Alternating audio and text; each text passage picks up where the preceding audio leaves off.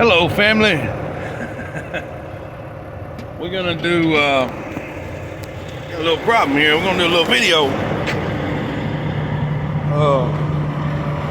Show y'all how to change out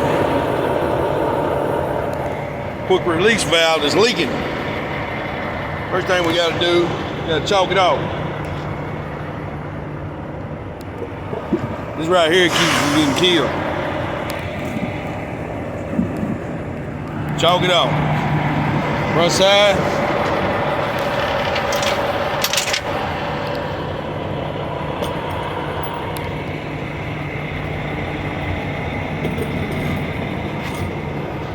Front side, back side. Front and back. All right, now we can see where this is leaking from.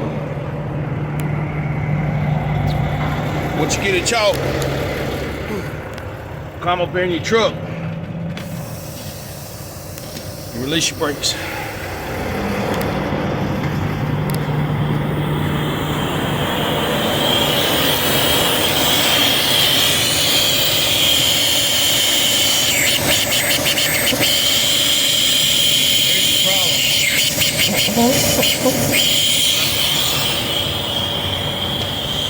Okay, now we found the problem.